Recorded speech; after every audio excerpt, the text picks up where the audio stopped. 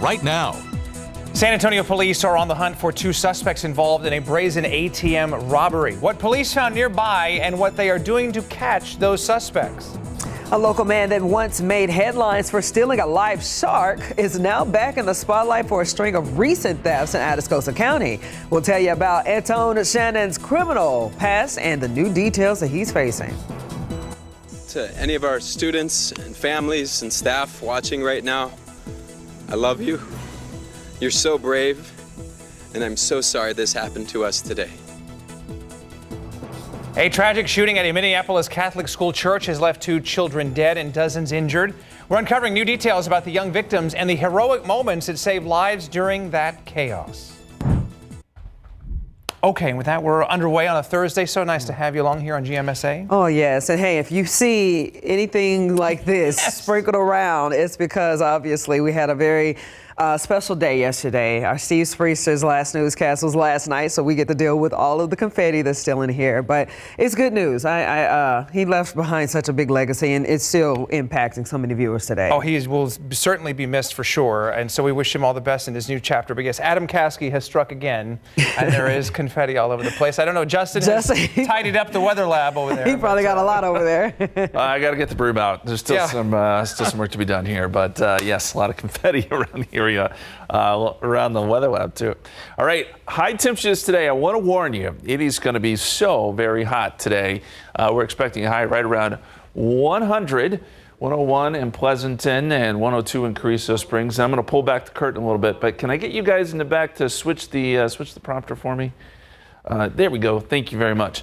96 Kerrville, 100 in Uvalde today, and 101 in Del Rio. So it's going to be, I think heat's going to be the big story today and tomorrow for that matter. But of course, as we get into the weekend, then we got to talk about a frontal boundary, which I know is very exciting. We're all kind of, excited to see that this could be our first front of the season. Now, it's not going to bring a big cool down, but it does bring some rain chances with it. So the timing, early season fronts are always tricky. But I think Sunday is still our most likely day that this kind of slides through. Will it be a washout this weekend? No. We will see some isolated to scattered storms possible, but it won't be raining the whole time. In temperatures, I still think it'll be hot Saturday, but we'll get some slightly cooler numbers Sunday and Monday. So those are kind of the main takeaways as we head into the Labor Day weekend. So let me show you the forecast here. We're thinking 30% chance late Saturday, mainly north of I-10. 97, still hot Saturday. And then 92 Sunday, 40% chance of rain. We'll see some of those rain chances linger Sunday, maybe into Sunday night into Monday morning. And 91 for Labor Day with a 30% chance of rain, mainly early in the day. That's still kind of our thinking now. We'll talk more about this forecast. We'll get into next week as well. That's all coming up in just a couple minutes. RJ. All right, thank you very much, Justin. And yes, when I came into the studio, I saw a bunch of chairs over here in the traffic area, and I was like, well, Steve had a lot of friends and family, so I would definitely encourage anyone out there to go check out some of those videos, not only our social media platforms, but our website, KSAT.com. Some of those tributes were pretty incredible stuff. R.C. Buford also chiming in some of the tributes. That was cool stuff to see during our sportscast. All right, 10 at UTSA Boulevard, you see we do have that one closure right there, and that's going to be the entrance to that flyover. Still doing a lot of work there because we've got the new flyover ramp that's going to be opening later on this afternoon. But before we get there, let's talk about the construction on 1604, basically Northwest Military, along 1604 all the way to Blanco Road. We still got ongoing construction issues here, both directions of 1604. The rest of the city is looking pretty good. For the most part, no major accidents to let you know about. And again, we're going to be covering the very latest when it comes to that brand new flyover and basically give you kind of a bird's eye view of exactly what that looks like from high above there. But let's check in with Alex Gomez right now because he's with us in Drive Cam on this Thursday. What's up, Alex? How we looking? RJ, good morning and happy Friday, Junior. I'm going to start things off on the south side this morning, RJ. I'm on 410 headed westbound. I just passed Pressa and traffic could not look better on this side of town. I'll keep you updated on any updates if anything big happens out here, RJ. All right, thank you, Alex, and good morning to all of our folks south of downtown. We'll check back in with Alex in just a little bit, guys. 5:04 now. New this morning, we got the San Antonio Police Department searching for two people who ran off after a man was shot on the southwest side. It happened around 6:30 p.m. yesterday on Southwest Military Drive. The victim was shot in the chest and rushed to a local hospital in critical condition. Police say that they're looking for a man and a woman who left the scene and are considered possible suspects. At this time, though, no other details have been released. San Antonio police are looking for two people they say robbed a Wells Fargo ATM yesterday morning. Investigators call this a case of bank jugging. That's when people wait for someone to use the ATM and then rob them. It all happened at a Wells Fargo ATM on Southwest Military near Pleasanton Road. Officers say a group of men jumped out of a dark Jeep Cherokee and told workers to open up the machine. They took cash cartridges, that's the boxes that hold all the money like that one there, and then ran off. Police found some of the cash in a nearby neighborhood, but they have not identified any of the suspects. The theft of a live shark is what put a local man in the center of news headlines again. But a string of recent crimes is what has him in jail right now. 45-year-old Anthony Shannon was arrested back in 2018 in connection with the crime, which was caught on surveillance cameras. A live shark stolen from the San Antonio Aquarium, smuggled out in a baby stroller. You remember this. Now, Shannon is accused of a string of thefts in Atascosa County. He was charged with stealing a tractor and boat back in June. And this week, sheriff investigators also named him as a suspect in the theft of a welder. I think this individual's been coming in here routinely, leaving Barrett County, coming into here to Atascosa, and looking for easy targets. Shannon's criminal history also includes at least one other arrest in San Antonio. Hi, this morning a community is grieving after a deadly shooting at a Minneapolis Catholic school church left 2 children dead and 17 others injured. Yeah, FBI Director Kash Patel saying that the shooter was a trans-identifying male who posted a manifesto on social media that is currently being investigated. But more importantly, though, this morning we're talking about the details behind the young victims who lost their lives while sitting in pews during morning prayer and the heroic moments that unfolded as chaos erupted. This morning, a community grieving after a shooter opened fire at a Minneapolis Catholic school church, killing 2 children and injuring 17 others. Overnight, vigils across Minneapolis honoring the 8-year-old and 10-year-old children who were shot and killed.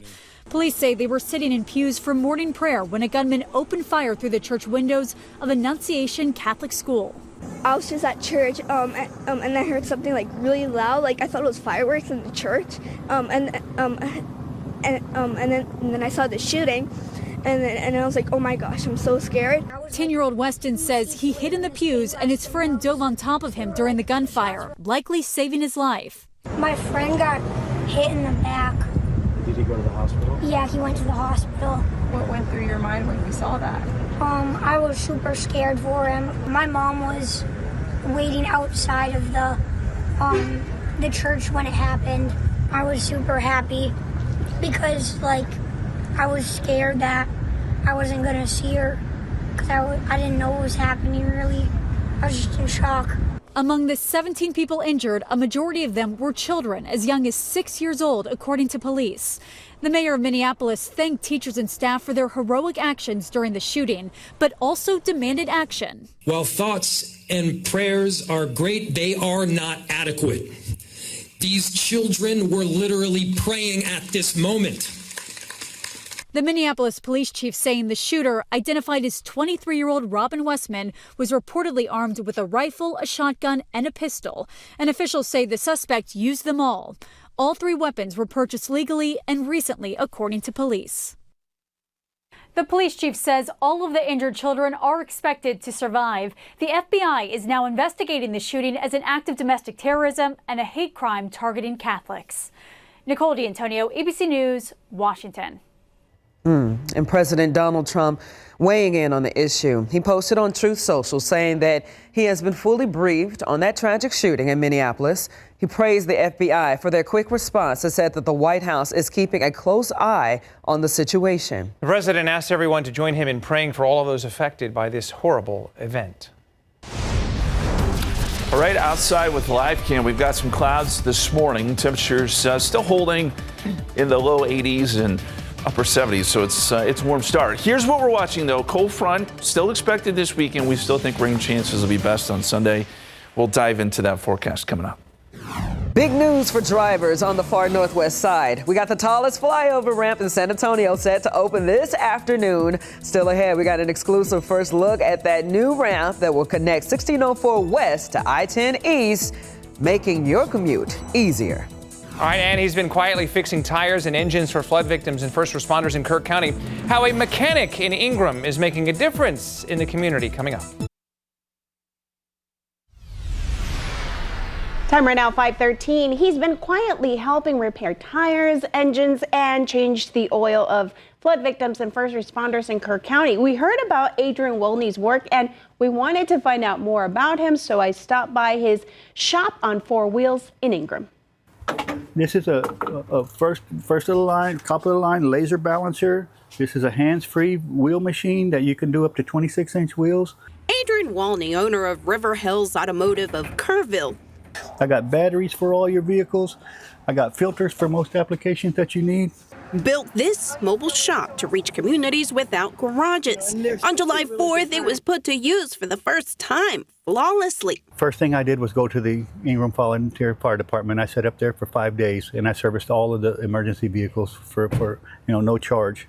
The flood left debris, nails, and other hazards that cause headaches for drivers and first responders. I fixed over 100 flat tires in a week. And not only flat tires, I put on water pumps and ball joints and A-arms and just anything that I can do in the field, I did in the field. Anything I couldn't do in the field, we took to the shop. Second thing, I came to Hunt, where the post office used to be.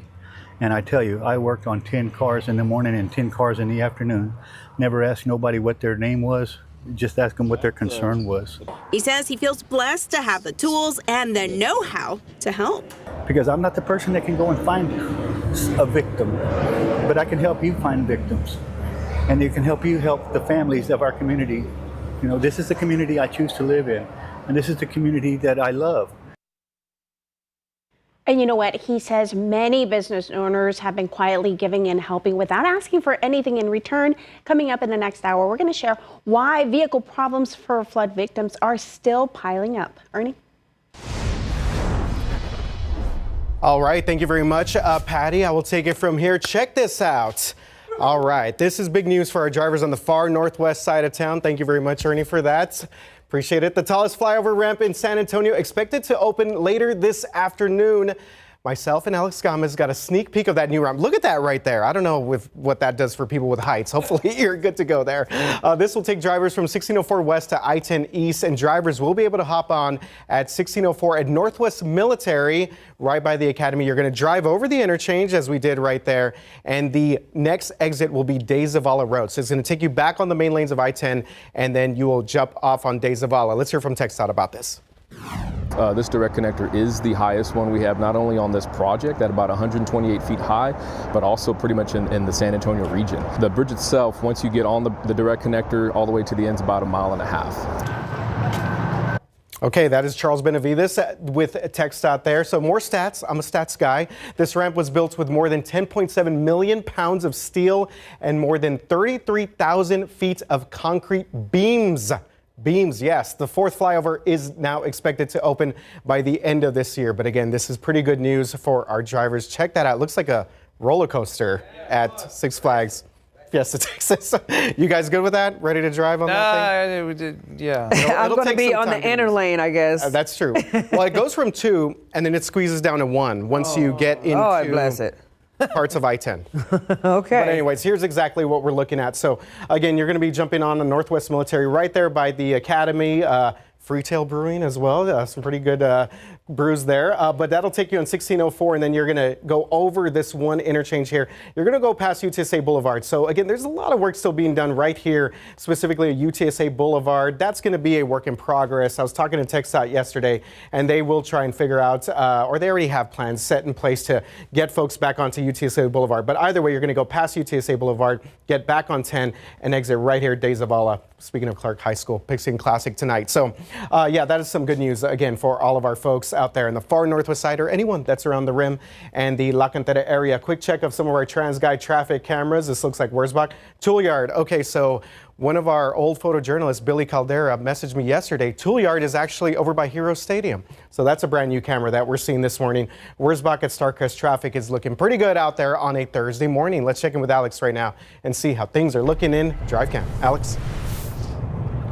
Yeah, good morning, RJ. Well, the south side's all clear, and even over here on the west side, this is going to be 410 northbound, close to Highway 90, and I'm not seeing any issues on this side of town. Okay, good stuff there, and we will check back in with Alex Gomez in just a little bit. And Justin, as I told you, man, happy birthday. TxDOT is opening up that brand new ramp just for you. Yes, I'll save 2 minutes on my commute to work. I'm excited about it. Hey, also, you said it was one of the tallest ones in Texas, right?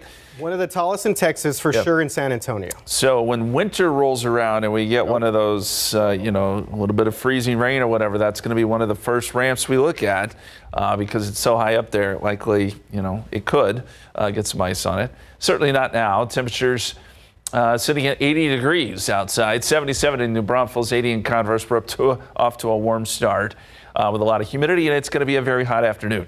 This is where we end up today, 100 here in San Antonio. There will be a lot of triple digits around the area today and tomorrow for that matter. And of course, we got the KSAT Pigskin Classic. We've talked about this a lot in the last few days, but just to give you one last forecast here.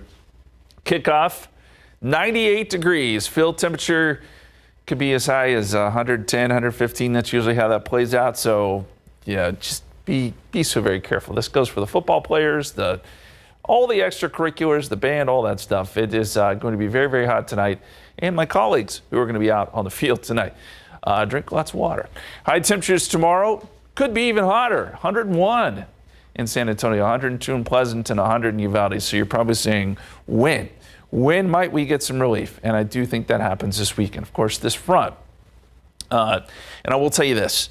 The models are having a really hard time with this front because it is an early season front. These are typically problematic, okay, because they're pushed by thunderstorm activity often and they can stall. But I think by Saturday evening, this front is probably stalled just to our north. We get some storms along this front. So I-10 points north, rain chances Saturday evening, Saturday night.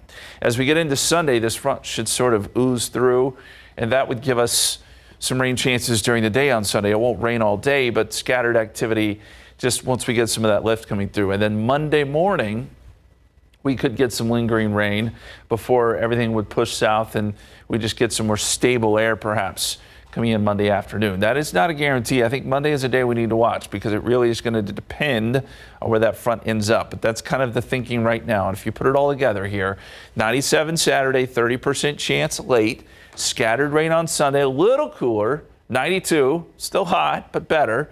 And then 91 Monday with a morning rain as it stands right now. And to put it all together for you in a 7-day forecast, hot next few days, some small rain chances Saturday, Sunday, Monday, and then back to the heat and quiet conditions Tuesday and Wednesday.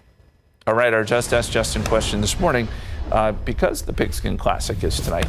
Here's an interesting question for you. Oh. How did footballs get the nickname pigskin? Oh. Is it because the casing is made from pigskin? It's stuffed with pig hair, made from pig bladders? Uh-oh. Or footballs used to be shaped like pigs? What do you think? Go to ksat.com/poll, scan the QR code. There is a correct answer. This would not be the current footballs, obviously. No, this was original, not the current. Original. Back in the day. Savages. Okay, here we go. Oh, we have a vote, ladies and gentlemen. Right now, 80 degrees outside. Y'all stick around. We got more coming your way after this short break. In today's Tech Bites, WhatsApp just rolled out its own AI-powered writing assistant. It can help with one-on-one conversations and group chats. Users have a choice of writing styles from professional to humorous, and it uses Meta's private processing technology to protect your messages. Xbox Cloud Gaming is now more affordable. Microsoft is now offering cloud gaming to players who have its core and standard subscriptions. Previously, cloud gaming was only available to those who paid for the $20 per month Ultimate Game Pass tier. Finally, 2 new tracking devices that can be recharged instead of requiring new batteries. The Loop and Card, both from Chipolo, support Apple and Google's Find My device networks. The company says both will last about 6 months on a single charge, and they cost $39. Those are your Tech Bites. I'm Sophie Flay. Have a great day. All right, ladies and gentlemen, it's official. Your nominations for the SA Picks 2025 contest are in. We asked you to choose San Antonio's top businesses, and you came through in a big way. More than 14,000 votes are in so far. And you can scan that QR code right there. You see it on your screen, the finalists. And put that vote in by September the 20th. You can vote for each category once per day. And again, we're going to announce those winners in late September. Very good. All right, 525 right now, 80 degrees outside. We got 4 charged after illegal gambling bust in Bexar County. How many machines were seized and what the sheriff says about legal gambling. And school, of course, is back in session, and police are watching school zones more closely than ever. We found out which school zones had the most violations last year and heard from drivers on the far north side about their traffic troubles. Coming up.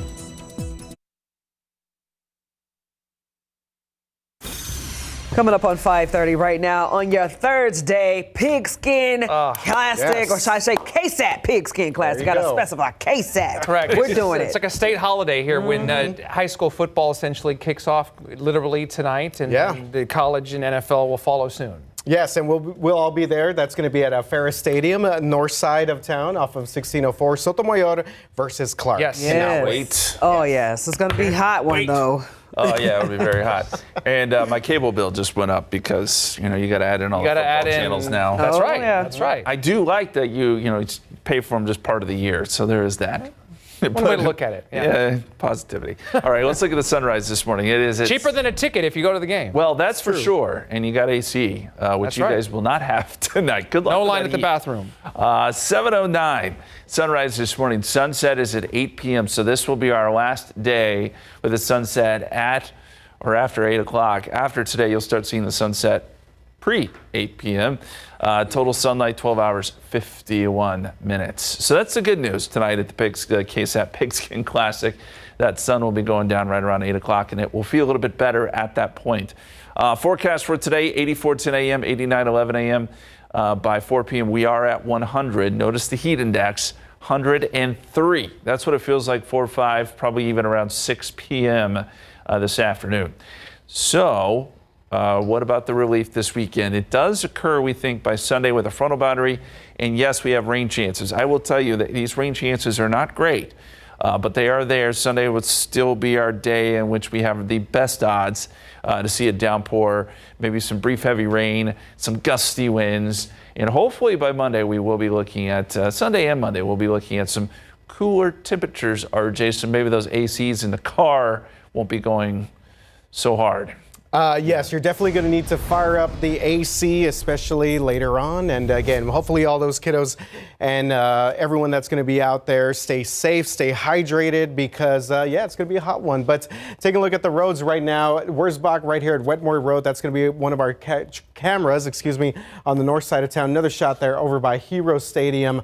Traffic is moving along in both directions of Wurzbach Parkway, obviously a road that a lot of our folks use. 1604 right here, Military Drive. This just popped up. I believe that's going to be off to the access road there. So I don't think that's actually on any of the main lanes of 1604. We see the northbound traffic moving along there for the most part, but we still have some ongoing construction on 151 over by Northwest Vista College, and that's going to be also by the SeaWorld area. So again, good morning to all of our folks out there in that one particular spot. Everything else across the city is looking good for the most part. No other major accidents to let you know about. We'll keep an eye on the roads. Let's check in with Alex real quick in Drive Cam and see how things are looking. Yeah, good morning, RJ. Well, I'm on the northwest side right now. I'm going up I-10 headed westbound towards De Zavala. Right now, we still have open lanes across the city, so everything's looking good, and the AC and Drive Cam is already going hard, RJ. Okay, thank you very much for that, Alex Gomez. All right, we want to stick with some traffic news here because obviously, as we said, school is back in full swing and police officers keeping a closer eye on school zones as we start the year. So I wanted to know what school zones had the most violations last year, and here are the top 5 according to San Antonio police records. So the school zone with the most violations, Surprise here, the 700 block of East Hildebrand, 256, and the nearest school there is going to be Incarnate Word High School. That's right by the zoo. Second, 149 Harriman Place, 252 violations. The nearest school there, that's going to be Collins Garden Elementary. Third, east side of town, 2000 Rigsby, the closest school there. Democracy Prep. And the fourth, the 2900 block of East Evans Road, we have 209 violations. That's near the Hala Middle School. Fifth is going to be on the north side of town, Stone Oak Parkway, 206 violations. That is near Canyon Ridge Elementary. Here's what some drivers had to say about some school zone traffic in the far north side of town. Here on Evans, it's craziness trying to get through. And I've seen accidents already going through there because there's just not enough leeway time for the cars to be able to brake or know that you're going into one lane. I mean, it's always pretty bad, especially now that school's back in session, but you just kind of have to time when you go out and run your errands. Okay, so coming up at 6 a.m., we're going back to the far north side to check out one specific area, neighborhood that had more than 400 violations last school year. Guys, back to you. All right, thank you so much, RJ. 4 people being charged after Bexar County deputies busted an illegal gambling business. All right, so investigators say Jason Garcia, Randy Hinojosa, and Jacqueline Gonzalez all worked at the Royal Room 777. That's on the southeast side. And now they're all facing illegal gambling charges. Jeanette Zavala is also being charged with hindering after she allegedly slammed and locked the door on deputies. The sheriff's office says the deputies seized 60 gambling machines and more than $67,000. They also cited 18 people for illegal gambling. Now, here's the situation here. Sheriff Javier Salazar says that for these type of businesses to be legal, the gambling machines can only be used for amusement, and the prizes must be non-cash merchandise, such as toys or novelties. All right, a year ago, 1 person was killed and 11 others were injured at the Kendall County Fair when the bleachers partially collapsed. An investigation into that revealed the Fair Association did not have proper permits, and an independent structural engineer said the cause was due to insufficient connections. The fair is set to open its doors to attendees tomorrow, and some are still worried that it's another tragedy waiting to happen. And this week leading up to the fair, they have people putting up the same bleachers in the same exact spot. You would think that they want to be more upfront about all the safety precautions and measures they're taking to entice people to come back. Absolutely. That hasn't happened. Nothing. So we have called and emailed the Kendall County Fair Association and so far have not heard back. But Bernie city officials did say that fair personnel understood that city inspectors would be ensuring that everything is built in code compliance and that this year the fair did apply for proper permits to rebuild the platform that partially collapsed last year. They added no one will be allowed on the structures without passing inspection and that city staff will be on site throughout the week. All right, back to some more headlines this morning. The Centers for Disease Control is in turmoil after the White House fired its director, Susan Monarez, just weeks into the job. Yeah, sources say that she was let go because she disagreed with Health Secretary Robert F. Kennedy Jr. over vaccine policy. Monarez's lawyers say that she was given an ultimatum: quit or be fired. Now, at least 4 other top CDC officials have resigned in protest. So yesterday, Secretary Kennedy restricted COVID-19 shots to only seniors and people with underlying health conditions. He also recently pulled funding for the mRNA vaccine platform, questioning its effectiveness. Medical experts are speaking out, expressing concerns about these decisions. A major change is happening at Florida's controversial Immigrant Detention Center in the Everglades. And we're talking about that alligator Alcatraz. According to the New York Times report, the facility is emptying out fast. So Florida's emergency management director said the number of detainees could reach 0 in just a few days. And that would be a big drop from about 900 in July, far below the 2,000 bed capacity the state said it needed. This comes after a federal judge ordered the center to close because of environmental concerns. Despite this, though, Governor Ron DeSantis says that Florida plans to open a new detention center near Jacksonville. Claire's has announced it will close hundreds of stores as part of its Chapter 11 bankruptcy process. In a court filing this week, the jewelry retailer revealed plans to shut down more than 290 locations, including some of its icing brand stores. The closures will happen gradually over time. Last week, Claire sold its North American business to a private equity firm for over $100 million. The new owners say that they plan to keep the chain alive, but in a much smaller form. The marks Claire's second bankruptcy in just 7 years. Right outside with live cam, it is 5:37 and 80 degrees. We do have some clouds this morning. It is going to be a very hot day. So maybe you have plans to go float the river this weekend. We're going to fill you in on water quality and flow coming up. And as he said, Labor Day weekend is just about here. And a lot of people will be heading to the water to cool off. But is the Guadalupe River safe to swim or boat in? The latest water test results and what officials are saying about debris and safety for your holiday fun. Clark High School's football spirit strong this season, but their passion for helping others goes even deeper. I met with a brother and sister Cougar who are making a difference. That was Clark High School, both on and off the field. And currently, driving conditions are excellent. I'm driving on 1604 on the northwest side. I'm going to make my way to the northeast side, and I'll have more traffic updates coming up on GMSA. The day has arrived. The KSAT Pigskin Classic, a little more than 13 hours away from now. But the football spirit at Clark High School is one of the best this season. And the school is also passionate beyond the gridiron about service to others. That's right. Of course, I visited with the brother and sister Cougar who say that they hope to leave an impact on and off the field. I love Clark. I love being here. I love all my friends. So I say what drives me is just staying with my community and uplifting each other and helping leave Clark better than I found it. What is this Interact Club? It's just a way for students to get volunteer hours and to help the campus, to put service above themselves. What are some of the things that you guys have participated in? We like to do tissues for teachers, which is a great way to, keep our campus nice and clean, nice and healthy. We also write them cards. We want to bring support to our campus, so that's a big thing. Also, we do campus cleanups where we walk around the school, help our janitors. We want to keep this place as great as possible.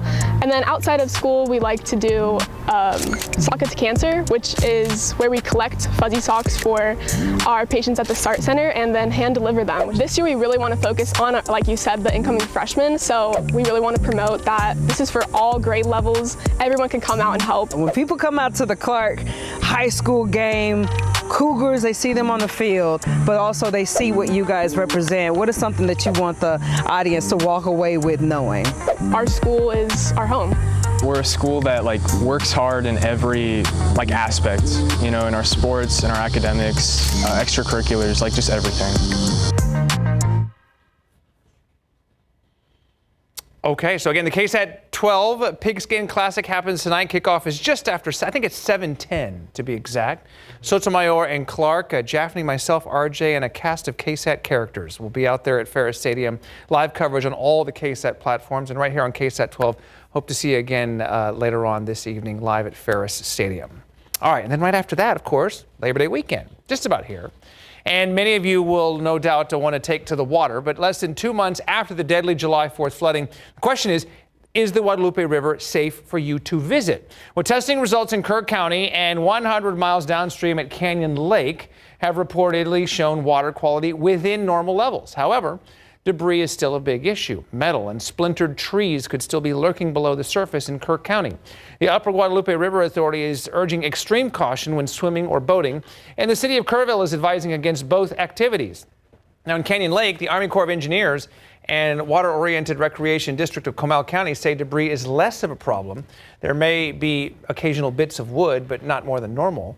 And with the lake at its highest level in about 2 years, they expect a decent amount of visitors this holiday weekend. All right. That's good to know, though, because I know a lot of people were just thinking about that. Obviously, this being one of the biggest kind of areas of activity around this time of year. So we're still staying on top of it. Yeah, a lot of people boating, floating as well. It's a big holiday weekend for a lot of those businesses as well, too. Yeah, lake levels are up, and we checked in on the flow because I know a lot of people, that's the water quality sounds like it's okay, and especially if you're floating the Guadalupe down near New Braunfels, all is well. I mean, the flow is actually kind of slow if you look at the numbers. This includes Comal and the Guadalupe. You're talking about 80 to 85 CFS, which is, certainly floatable, pretty comfortable. You're just not going to move really fast. But good to see that the water quality is okay if you want to head out and float the river this weekend. Frio, by the way, also flowing, just slow, but it's flowing. And actually, there were points last year where these weren't even, some of these weren't flowing at all. So this is okay. Do know that you may have to dodge a shower or storm or two, especially late Saturday and then on Sunday, and maybe even early Monday if that's in your time frame when you want to go float the river. Tropical weather outlook. We do have a new wave that is coming off the coast of Africa. So just to give you some orientation here, this is the Atlantic. We got Africa here. A wave coming off the coast here, 20% chance of development, and we have plenty of time to watch it. But the Hurricane Center, from time to time, will flag some of these stronger waves that are coming out of the Sahara, and this one does show a little bit of promise. So we'll keep you updated there. Nothing else going on in the tropics, though.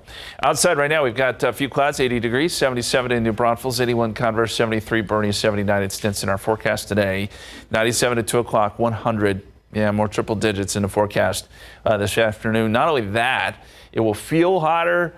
We're thinking 103 to 104 for the heat index. And then as we get into tomorrow, could even be hotter. We're forecasting 101. We'll be south of our frontal boundary. Now, you can see this front isn't making a big difference with temperatures. You're still in the 90s across North Texas, but we do see some slightly cooler air work into Wichita Falls, Amarillo tomorrow. So an indication that some of that cooler air is trying to shift south. And of course, this will have an impact on our forecast as we get into late Saturday. This front probably pulls up stationary Friday, even early on Saturday. It's not moving a whole lot, but we're hoping by late Saturday it gets a little bit of a push. So that'll bring some storms to our northern counties Saturday evening. And then by Sunday, as this slowly moves through, that'll bring some rain chances with it. I think the question will be, does this linger into Monday morning? As of now, we think that it still may, so there could be some rain chances around early Monday before some of that rain would push maybe a little bit further south Monday afternoon. And again, this is not going to bring a big cool down. We're still talking 90s here, but better than the 100s we're going to see next couple days. Again, 100 today, 101 tomorrow, and then Saturday we're going with a 30% chance mainly during the afternoon, 40% chance Sunday, and a 30% chance Monday morning. Low 90s by Sunday and Monday. Then we get right back into the mid 90s by Tuesday and Wednesday. So this is a very brief cool down. Okay, our Just Ask Justin question this morning with the pigskin, KSAT pigskin classic in mind. How did footballs get the name pigskin? Is it because back in the day their casing was made from pigskin? Because they were stuffed with pig hair back in the day? Or is it because they were made from pig bladders? Ugh. Or is it because footballs were shaped like a pig back in the day? There is a reason here. You can go to ksat.com/poll, scan the QR code. Bladders leading the way. I just can't imagine someone cutting a pig open back in the day and just like, ooh, this looks like a ball. Let's play with it. Well, like, what if that's the answer? I'm going to be shocked. RJ, I know you are the guru at this, so I'm going to lean on you This is a good question. Yeah, I saw Justin kind of smiling over there at his desk when he was putting this together. I feel like this is the answers in an old episode of The Simpsons when Shelbyville played Springfield. So I'm trying to go back. There you go. To get my Homer knowledge, because I remember there was a game there that was called the Pigskin Game. All right, but speaking of that, I'm going to have to think about that in just a little bit. Here's a shot, actually, of Ferris Stadium. You see it off there in the distance. This is 1604, and of course, Ferris Stadium, the Ferris Athletic Complex right there off of 1604 and Hausman Road, right there by Brandeis High School. So do expect a good crowd. And just make sure you give yourself enough time to make it out because, again, it is the first day of the high school football season. A lot of excitement there. 1604 over by Military Drive. Looks like we have cleared out that one incident that was basically off of the main lanes of 1604, but might be causing some issues there. Things are good to go. 151 is good to go as well. Let's take you to the downtown area because no major delays right now. But again, just want to let folks know about this construction taking place here. 35 going northbound. This is going to be Powell Street right there past 9010 and that 35 interchange over by Burbank High School. So traffic for the most part not looking too bad across the city on this Thursday morning. Let's check in with Alex and see how things are looking in Drive Cam. What's up, Alex? Yeah, good morning, RJ. Well, no construction issues on the north side. I took 1604 from I-10 all the way to 281, and I had no problems. So I'm still making my way to the northeast side, and I'll give you more traffic updates coming up after the break.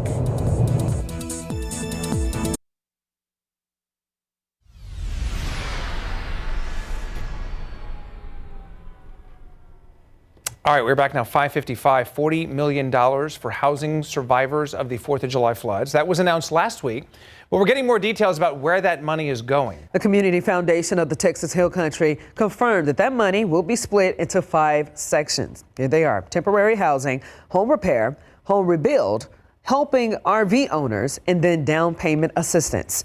We also spoke to the CEO of Airbnb's nonprofit foundation, which is offering to find rentals for dozens of displaced families. To do that, they received $1.6 million from the foundation. Some people will only need to stay a few weeks. Others will be able to stay up to a year until the funding runs out. Anyone who needs assistance can go online to rebuildcur.org and fill out an application. All right, KSAT community here, and a reminder, join us for the 12th annual Head for the Cure 5K. It's happening September 27th. This is it's a personal here at KSAT 12. It's a special event dedicated to raising awareness and funds for brain cancer research. It's also a race that, again, is near and dear to our hearts as it honors our late news director, Jim Boyle. The race starts at 8 a.m. right outside the KSAT studios in front of Providence Catholic School. So don't miss a chance to be part of an incredible cause. You can register now and use the code CURE to get $7 off your registration fee. All right, stick around because it's 5:57, 80 degrees outside coming up. We got a shooting at a motel early this morning. Why San Antonio police say led up to a man's death. And we're going to take you to the far north side where school zones, at least some of them with the most traffic violations. RJ doing a deep dive on all of this. One area alone had more than 400 violations last year. See why drivers are getting caught and where the trouble spots are. Speaking of trouble spots, not seem to be a case right on the roadways of photojournalist Alex Gomez, but of course he's out and about all morning long, showing you what your commute looks like. We'll get in with him coming up.